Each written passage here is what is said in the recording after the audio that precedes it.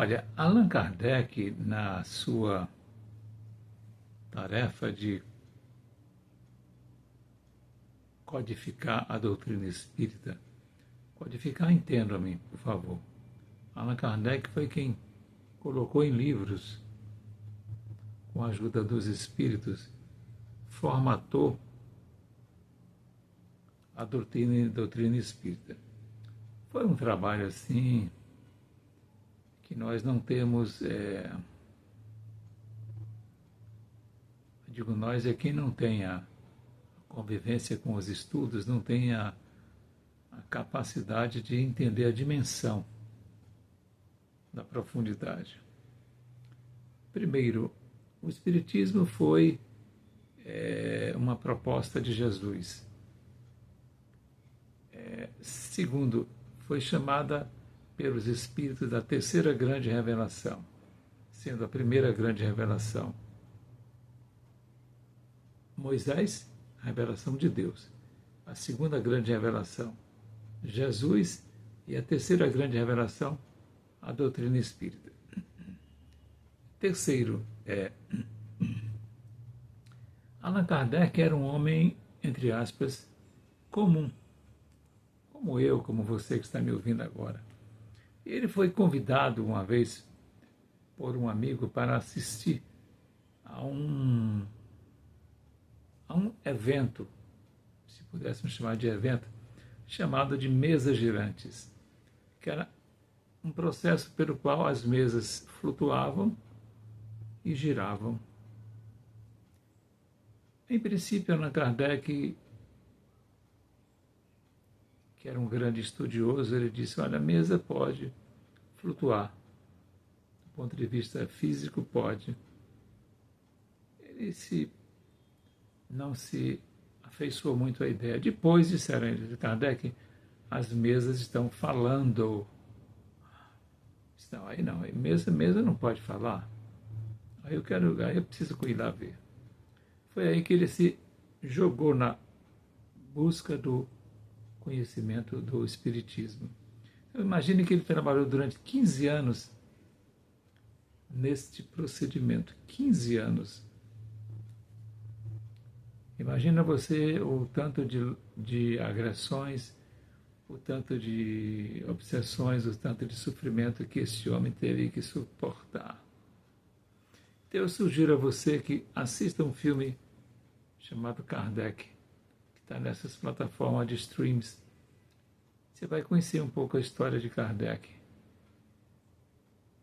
que era um homem acadêmico, um homem de muito profundo conhecimento literário, já tinha escrito vários livros, fez parte do governo francês no sentido dos Ministério da Educação e aceitou esta proposta. Ele tinha exatamente 50 anos de idade. Quando ele aceitou essa proposta, no meio do caminho, vocês vão ver isso no filme, se vocês assistiram o filme, em meio ao sofrimento que ele vive, os espíritos dizem a ele, Kardec, se você quiser deixar a tarefa, não se preocupe.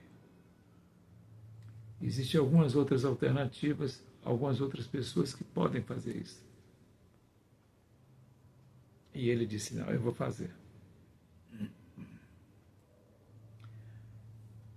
Nós sabemos que Allan Kardec não era o nome dele era Hipólite Rivaio Denisard, ou Rivail, né?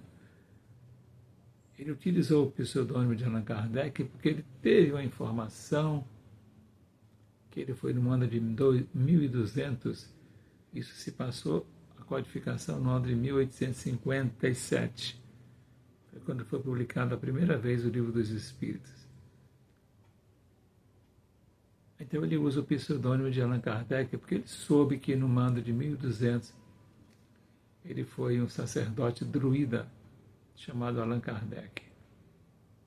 Então ele se vê diante de uma realidade, descortina-se para ele uma realidade completamente e absolutamente nova. E ele, como todo bom estudioso e pesquisador, ele ficou literalmente efusivo. Primeiro por saber que estava trabalhando em uma obra que era para Jesus Cristo. Jesus Cristo, se você não sabe, é o nosso governador planetário. Então, tem aqui Jesus, junto com Jesus tem outros Cristos. É um grupo de Cristos. E Jesus é o que cuida do nosso planeta, do Brasil. Ele é o governador planetário do Brasil. Allan Kardec se joga de cabeça em um projeto. Findados 15 anos de trabalho, ele tomba.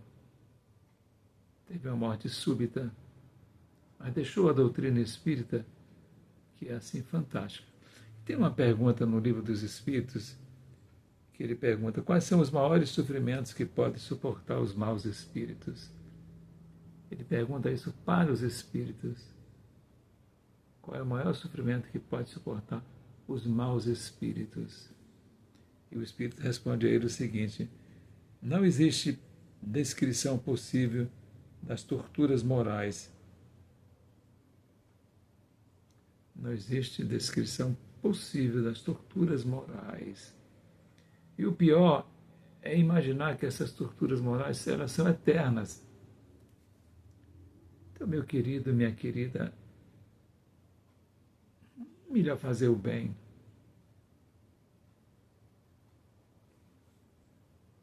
Na dúvida, faça melhor o bem, porque o mal é muito... Namastê, namastê.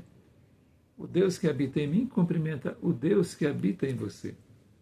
Jesus esteja em tua maneira de viver a tua bendita vida. Muita paz, muita paz.